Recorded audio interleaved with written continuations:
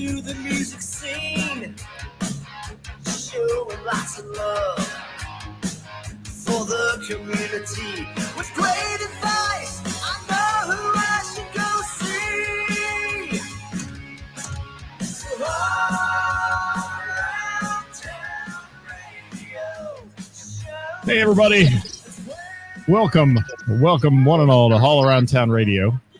We're live here at noon. It's a nooner, as we like to call it, and got a little special edition going on a Friday. We don't often do Fridays, but we wanted to get these guys squeezed into the schedule this week because they've got a big show on Saturday we want to talk about.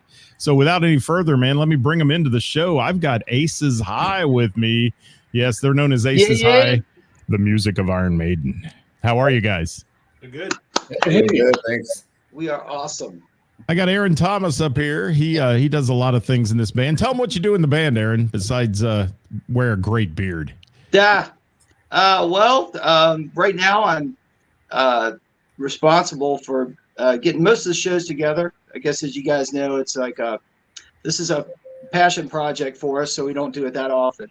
But we're lucky enough to be able to be down at Riverfront Live tomorrow night.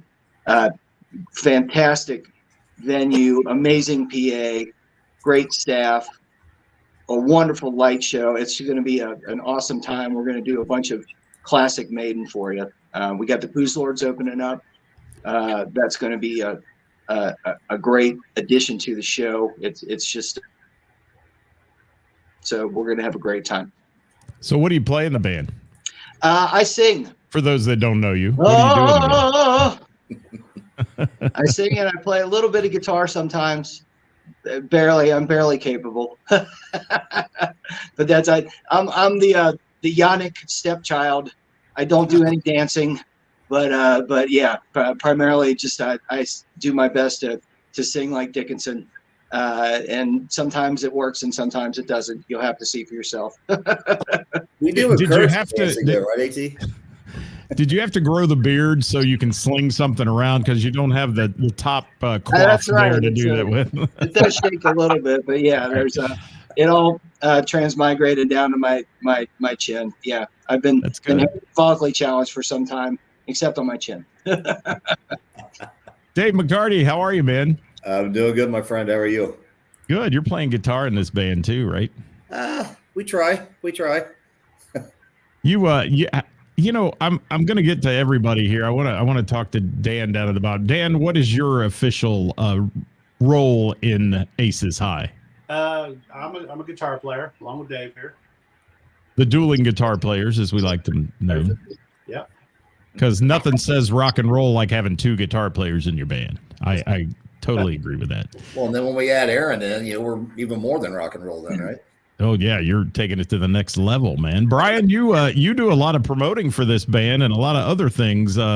You're the guy. Can you pop that background up you had up when we were there earlier? Let's see if it lets me. Yeah. I want to see that background. That was really kind of cool again. Yeah, look at that, people. There it is. Look at that. Wanted to go with the Eddies. Yeah, that looks pretty good. Brian, what is your real role with this band? Yeah, so I handle the band's marketing. I do a variety of things from helping them spin up the shows, announce the shows, and then promote the shows through advertising. I handle the photography and some videography for the band and put things together just to make a nice package for these guys. And, they're also humble and modest, as you heard in their introductions there. But I'm the guy that's here to tell you they're incredible. Aaron is a fantastic singer. We just love his voice, and he does Dickinson and their first singer very proud. And Dave and Dan are incredible dueling guitarists. And then our bassist and drummer, who couldn't be on today, Randy Gaines and Brian Harris, are also incredible. And I want to give guys in the band, I want to give Brian props because every time I see him out, first of all, he's a great ambassador for you guys, but he is selling your product like it is, the first loaf of sliced bread, man. He is pushing this thing unbelievable to everybody. So he is a great supporter of your band and certainly has an important role in this show today as well. I want to jump into something though. Let's talk about band history. I know you guys have all played with a lot of acts over the years. You've been playing music. We won't tell how long, but you've been playing music for a long time. How did you put this project together, and why did you pick Iron Maiden as the signature group you wanted to get up on stage and perform their songs? So I'll go ahead and chime in on that one. So being a product of the 80s, I was downstairs one day and was watching Maiden in concert. And I just got to thinking, man, what a cool thing that would be. But what a tall task that would be as well. So the very first person before I finished watching the show there, very first person I called was Dave. It's like, because me and Dave go back almost 40 years. I got some questions coming in. We'll get to it in a minute. But so this thing goes back a while, obviously.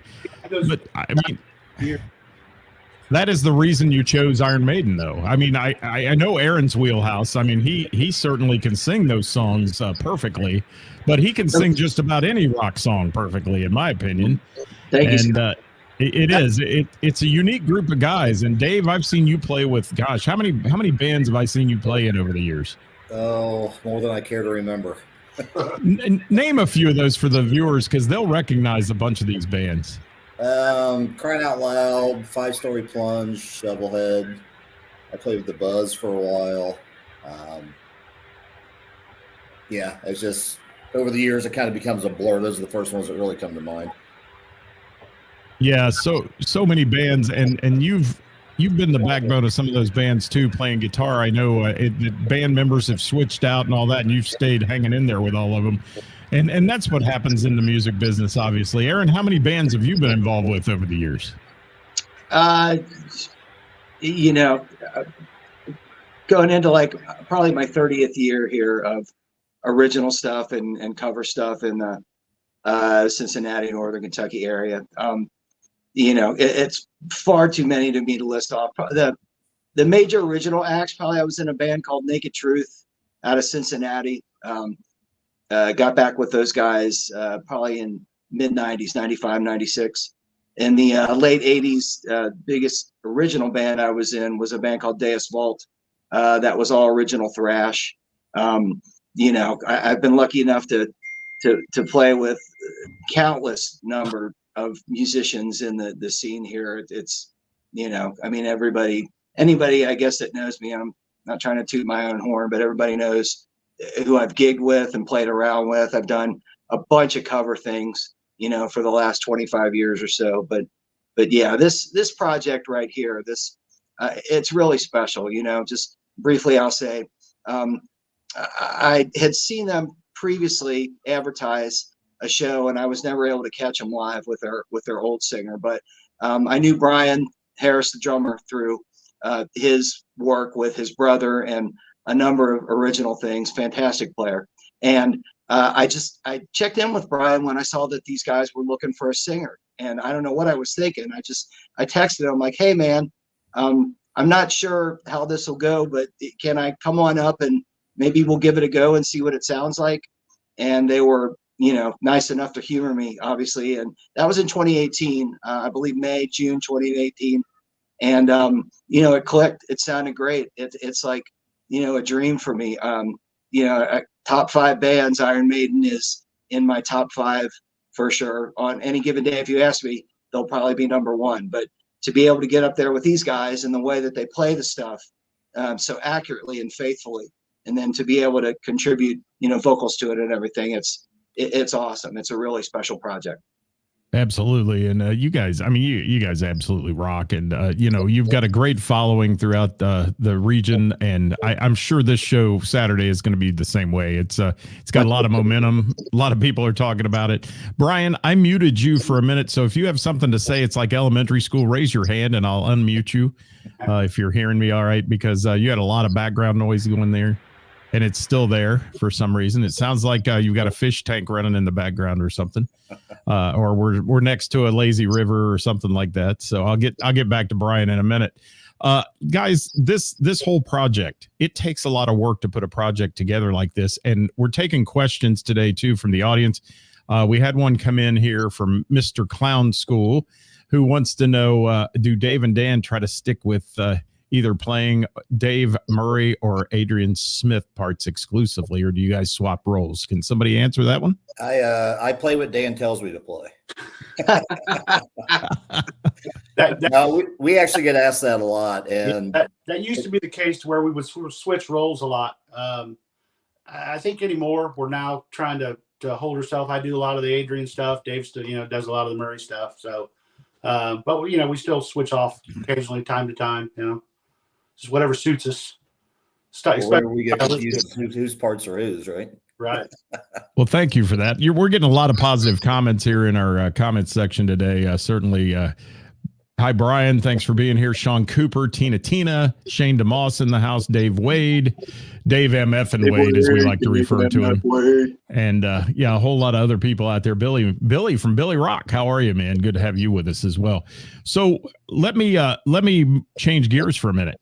Let's talk about how y'all got started in music a little bit. And let me know. I want to start with Dave up there, because Dave, I believe, if I remember correctly, you and I may have first met, was it way back in the day at a little teen nightclub where you were playing some metal music, maybe? That was the Bus Stop, yeah. Yeah, that was... I was 15 years old. We don't want to talk about how many years ago that was.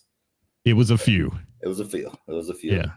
I was spinning disco music on the turntables throughout the week, and then we had metal night, which was just an absolute godsend for me to get away from the disco music for a minute.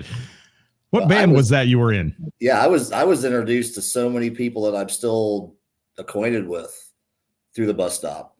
Yeah, I met guys like John Norcus, who I'm in a band with. He's still a really good friend to this day. And, a lot of the bands, you go back to guys who initially influenced me locally, guys like Steve Thornhill, Daryl Roberts, all those guys. I met all those guys through the Bus Stop. And the only reason I play guitar, can't forget Dirk Turner. I did meet Dirk back in the day. We beat him in the Battle of the Bands. Yeah. Let's emphasize that a little bit. Yeah, right? We need to really focus on that. Maybe that's a whole nother show, right? Yeah. But yeah, I mean, you had Joey and Chip playing in Voyager 3. What was the name of your band back then? I was in a band called Diver and Snidely Whiplash. Okay. There we go. I remember that. I mean, like it was yesterday, because it was something totally different for us. We were coming out of disco, and we decided to try this metal thing, and it caught on, and it was so much fun. And the Battle of the Bands was really cool. It was great because, not a lot of 15-year-olds were allowed to play bars back then. So to have a venue like that was just, it was an avenue that, younger guys that were inspiring to be musicians could actually go out and play big venues. And it was a big place. And the guy who owned it at the time was my mentor, Max Rogers. He's passed away now, but he brought in John Euchre with sound. So we had this concert, like Hera Arena sound in this place at the time. That was really cool. And it was fun. And it was good to meet you back then. And I know we've stayed in touch throughout the years, and I've seen you play. And Aaron, you the same way, man. You go way back in music. Tell me a few of the bands you mentioned earlier, but when you first started, did you have a specific band? Yeah, Scott. The first actual band I was in, this goes all the way back to, it'd be the summer of '86, graduated high school. My first real band, it was a real band. And I started on guitar initially, not in the band, but there was a guy locally who had a band, and they had a great drummer. And they were playing out, in clubs here in Newport. And, I stuck my nose wherever I could get it in there because I wanted to play so bad. And I'm like, hey, do you need a rhythm guitar player? And he's like, I'm the only guitar player in my band. He's like, do you play bass? I said, no, but I'll buy one. And I bought one. And I went out and got a bass. And a week later, I was in his band.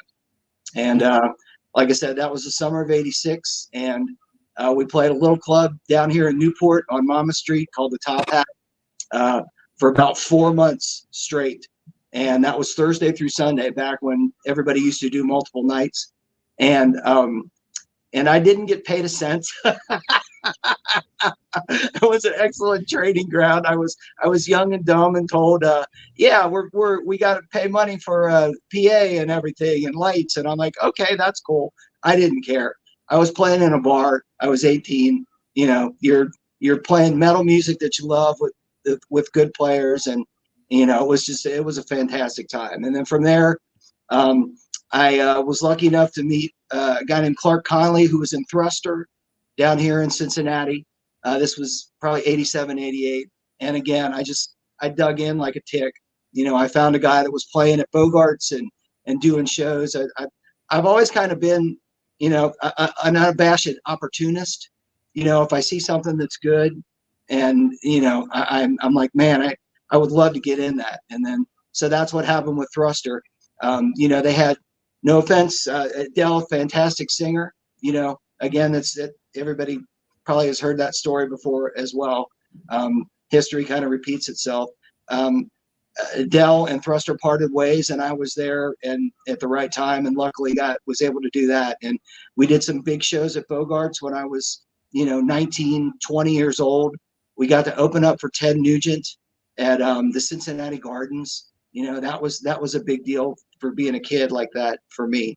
And then after Thruster all parted ways, those guys went on to form Naked Truth, and I got in a band, like I said previously, called Deus Volt, which was a regional thrash band, heavy band.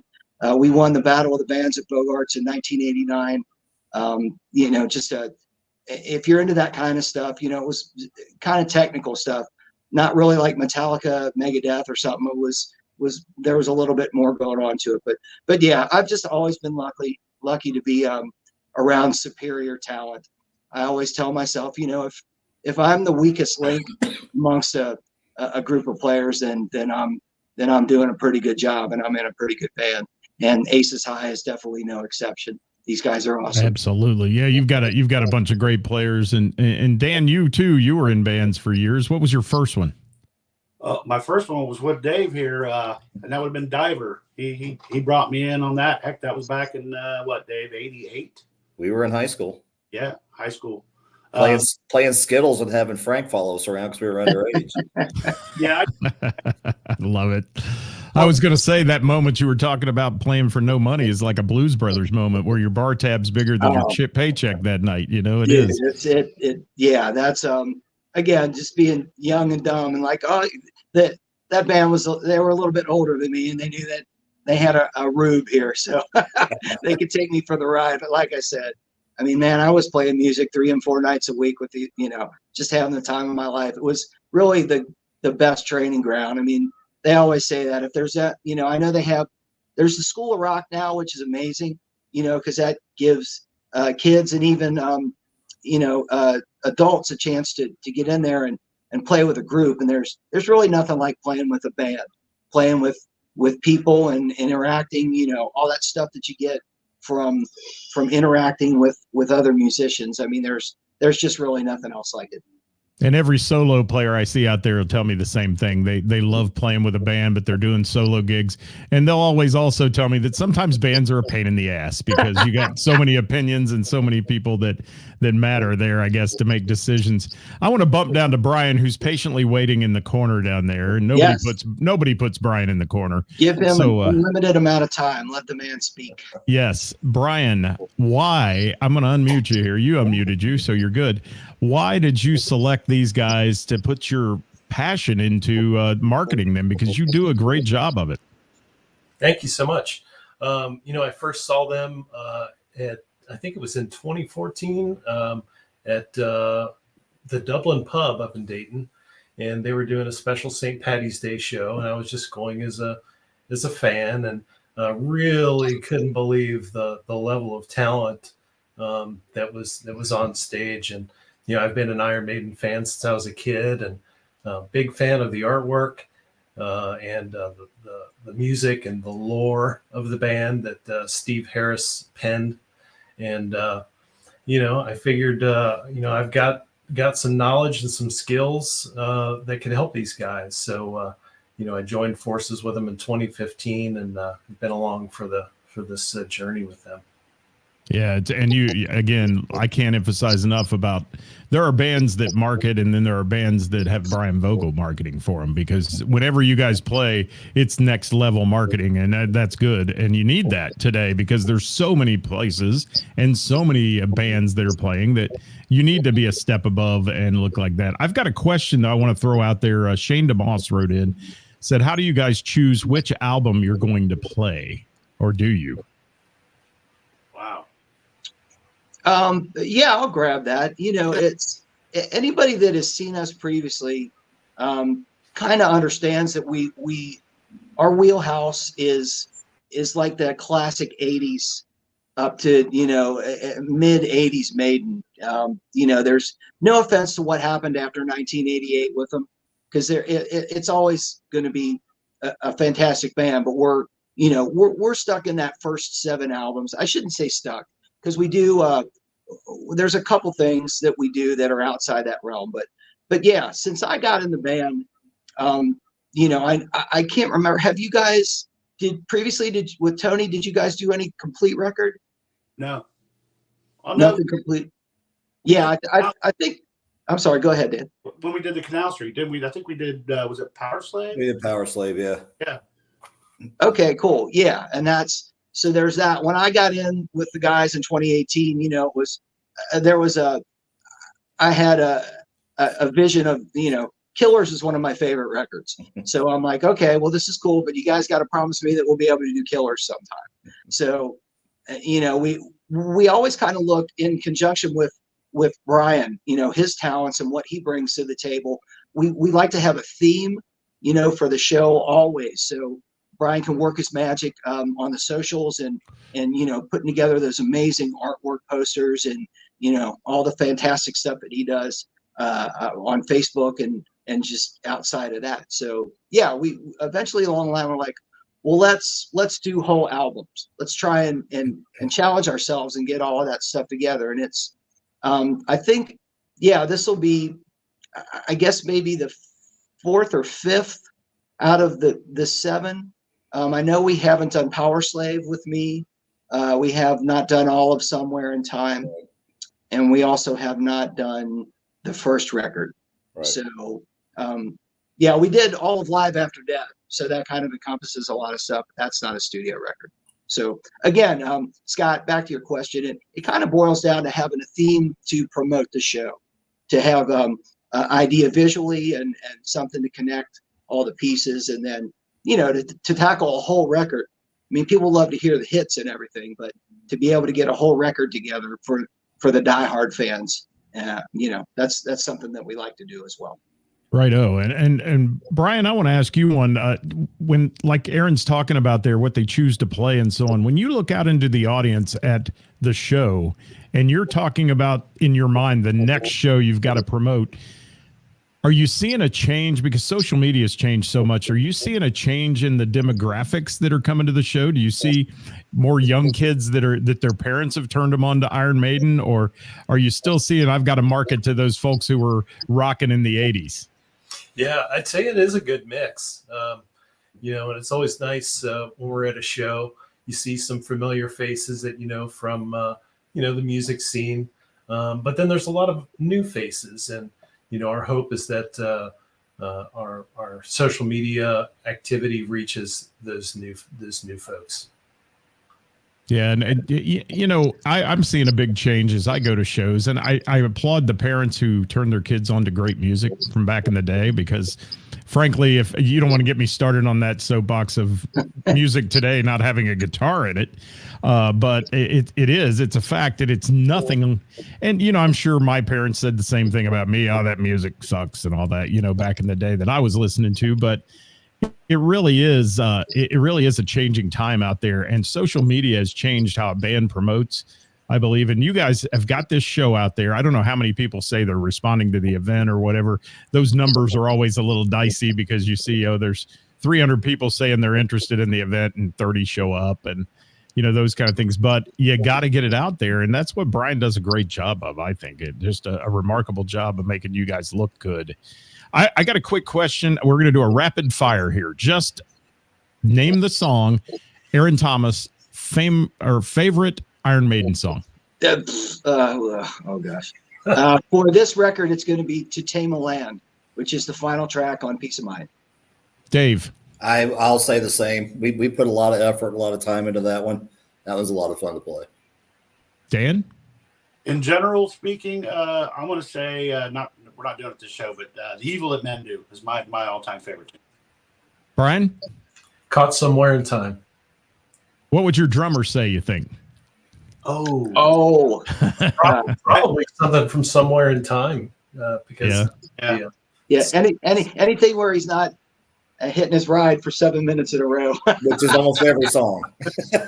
if you guys don't know, if you've seen Brian play, he's got this kit that it's the Brian Maiden kit, and he, in conjunction again with Mr. Vogel here, his amazing artistic talent, Brian took one of his, I guess it's his original Aces High kit, and did a bunch of Eddie graphics for it. And Brian tries to, or he has, it's an authentic Nico McBrain kit down to the number of cymbals and the number of toms that Nico plays. And if you've seen the kit, you know what it looks like. It's fantastic. But he sets up like Nico too. And for all you drum nerds out there, he's got his ride.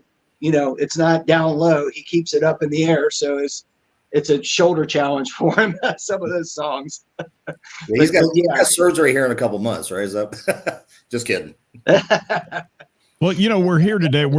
Let's hit on this event Saturday, because you've got some friends also opening the show, the Booze Lords, and our friend Jamie Combs has put together that project. It's an amazing project. Anything Jamie Combs touches turns to gold, I think. And so they're going to open for you. Let's chat about this whole process of going to the venue, what time, and all that good stuff. Who wants to take that?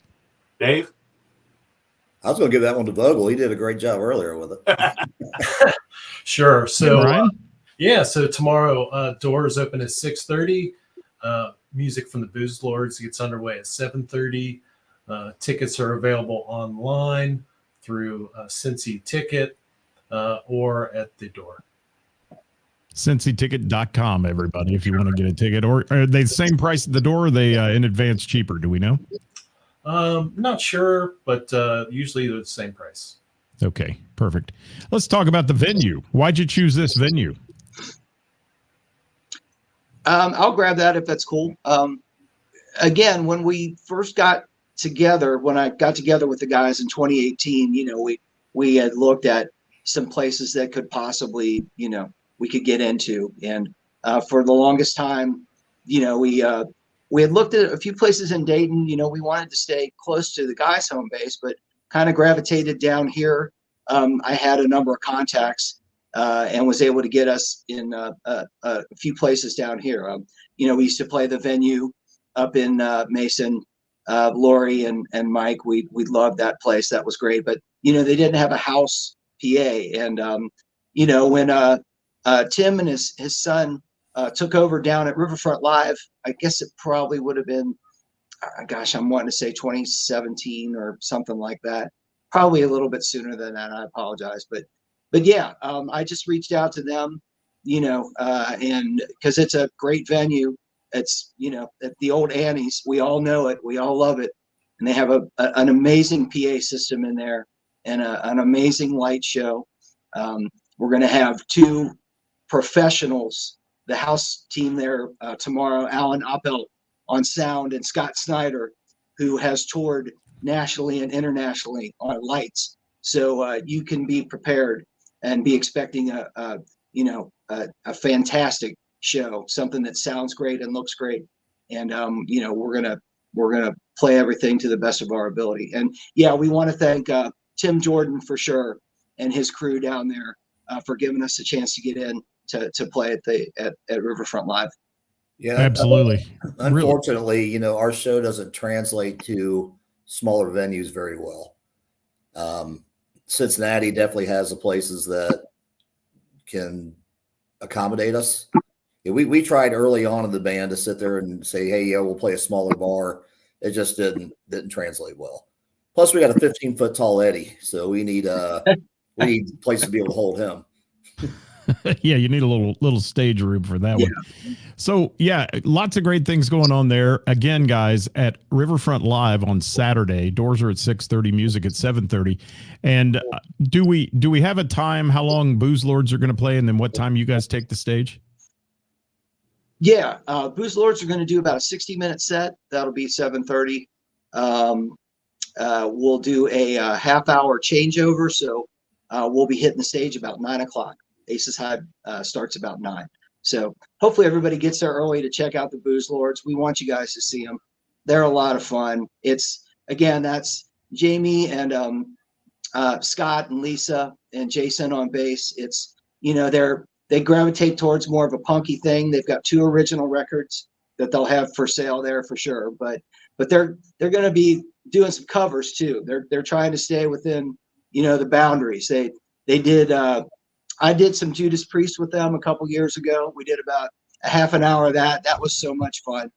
And so they'll be doing some Priest and some AC/DC mixed in with some of their originals. So it'll be a good chance that you definitely want to catch them early. Get there on time.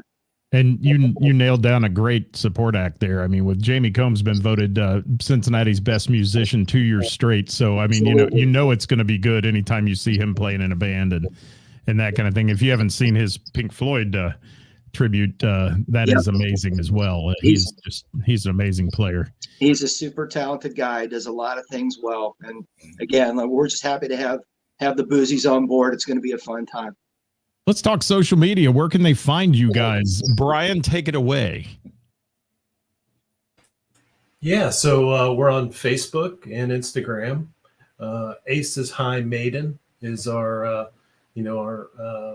address. So you can search that up and find us. Check out all the videos that we have on YouTube as well. Perfect. Man, look at that salesman you got down there, guys. He's awesome. He's the best. So before I ask my final question, I always ask in the show, I want to ask you guys what else you want to share today about your band and anything you want to encourage the audience to come out for. Oh, wow. I kind of hit it on a little bit. We talk about props and stuff. We've been doing props from the get-go in this band. And by we, I mean Dan. Dan's kind of the master prop maker. The most visible one, the most talked about one is what I kind of said a little bit earlier. We do have our own Eddie, which is manned by Eddie. Yeah, he's about 15 feet tall, and when he comes out, he turns every head in the venue, no doubt. So lots of props. Great production. If you're going to be there, we know the production there is fantastic always, and you got 2 of the best in the business running your production that night. So it's going to be a great show, guys. Brian, do you know ticket price on this? I think it's 30 or 35, if I'm not mistaken. Yeah, Brian, I believe the general admission, the pit, is 25. But if you're going to try to have a tabled seat, I think it's $35. They sell the 4 tops, and there might be some 6 tops. But I think all that information is on like you said, on the CincyTicket.com and the Riverfront Live Cincy.com site for any table seating that's still available. But I believe that they had general admission at 25, which is right down then there in the pit in front of the stage, which is where we want you to be. No, where you can. I think they give you a wristband and you can kind of move freely if you do get a table seat. But yeah, we're doing this. It's a labor of love. We love Iron Maiden. We love playing the songs. It's, again, for Brian and Randy who aren't with us right now, we've got one of the greatest rhythm sections in the area. I mean, especially doing this stuff. If you like metal, or if you're a Maiden fan, if you know the material, you know what it takes. It takes a fantastic bass player and a fantastic drummer to keep it all tied together. And those guys they're just stupendous. What a lineup. Yep. Thank you, Robert. Thanks for that comment there. 25 GA says general admission, 35 reserve. Thank you for that. Absolutely. What else we got going on here? And Jim McCarthy, he says quite a vintage photos on your webpage. Yeah, who's the youngin with the short brown beard? I looked at that when I promoted that Jim. on the show here today. It's like, who's got that brown beard going up there? Man, I'll tell you what, I went gray early. I was coloring that thing forever. When when everything went to hell, I'm like, the vanity train has left the station. I mean, I know I'm a beautiful man, but well, that's right. I just decided, okay, we're finished. I mean, I want that Gandalf thing. I want it down to here eventually. I just want it to go like, You heard it here, everybody, because really Aaron's 29 years old. He just looks that way, all right? He does. It's Exactly. crazy. Yeah, and they're calling you Santa as always. You know that guy. I bet you've never heard that before, right? No, never, ever. Never. Especially from Ray, right? Ray, yeah. Norcas called you a sexy beast. There you Thank go. you, John. Takes one to know one, buddy. Wait a minute, Norcas, is that me or Aaron? You guys aren't right. You're not right. Let's get to the final question, fellas. We got to get out of here. We've been running a little long today. We want to go let people enjoy their day on a Friday and get down to see these guys. We'll wrap it up with the info again, but I'm going to hit the question I always ask of everyone in the room when you come on the show, and it is, if you could take the stage with one person or band, past or present, who would you want to play with? Aaron Thomas, you're in the hot seat. As crazy as it sounds, if I could go do a set with Maiden, it would be at Iron Maiden. Shameless plug there. It folks. is. Yes, shameless plug. Dave. I'm going to do the politically correct answer. We talked about all the bands I played in or am playing in. I'm already playing with the people I want to play with. Look at that. Oh, hold on. Can I play love song music in the background? There we go. All right. Dan, tell us who it would be. Oh, I'm going to have to step out of the box a little bit and say Stevie Ray. I'm not surprised. Yeah. There you go. I thought for a minute he might throw Taylor Swift out there, but I was No, that's Brian and Randy. Hey, I had somebody comment earlier about Taylor Swift. Unfortunately, his kids listen to it. I want to change my name to Kelsey. If she'll marry me and give me $1 billion, I'll take it. My wife wouldn't even care if I did that as long as I sent her money. Brian, how about you, man? You got a fave? One of my favorite bands is Rush. That would be incredible. But I would make it a 4-piece. Did you get to see the Crown Watch show Sunday? I did, and that was phenomenal. Yeah. Oh, I'm so sad I missed that. That was fantastic. Oh my God, what an amazing band! Yeah, we're just overloaded with talent. We're in such a great area to play music. So many fantastic bands and fantastic people. And you too, Scott, man. We're so lucky to have you. Thank you, Aaron. The promotion and being there for us all the time and giving your time and the things that you do. We thank you so much for that, man. Absolutely. Well, I appreciate you guys. And I will tell you, I've learned a lot over the last week or so when we had our issues with the Book of Face, the amount of people in the music community that poured out the love to us. And we're throwing ideas and solutions and things our way. So I got to thank everybody for that. It was a very humbling experience, and we're glad we're back, and we stayed live on both platforms today. So things are looking up. They are for us. And guys, don't forget, here at All Around Town Radio, we bring acts like this to you because we want you to get out and see them. And if nothing else, if you can't make their show on Saturday, hit that like and follow button on their pages and do that, because it helps support every band out there when you do those kind of things. And maybe one night it'll pop up on your invites and it'll be, hey, let's go see that show, and that's what we want you to do, because we got to keep live music alive in the community here. And it's a tough road sometimes for the venues and for the bands. So hopefully we can pull that off. I can't thank you guys enough. I hope your show on Saturday is a rocking great time. I hope it's a sellout, and not in the bad term sellout, but a sellout on tickets. And Shane DeMoss says, have a fantastic show tomorrow. Shane, I'll see you on Sunday, buddy. There's another great performer. And Mark Bransford in here. Thank you, Mark. Speaking of Crown Watts production right there. Dave Wade, thank you for being here. Great bands, Dave, Deviate and Dreamboat Annie, a tribute to Heart. Thank you, Dave, for being with us. And John Norcas, thank you for being here. Crying Out Loud, lead singer and extraordinaire. Guys, Again, thank you so much. I appreciate all of you for being here today. And tell the other two they should have come on. We had a lot of fun. We just rub it in a little. Will do. Thank All you, right. Scott. Yeah, thanks All again, right, Scott. Saturday, Riverfront Live, Aces High with support from the Booze Lords, opening it up. Doors are at 6:30. Music starts at 7:30. Aces High taking the stage at 9 o'clock, hopefully. Ish. We'll say ish, right? Ish. Thanks, guys. We're getting out of here. Bye for now. We'll see you. Stick with me for just a second, fellas. Yep.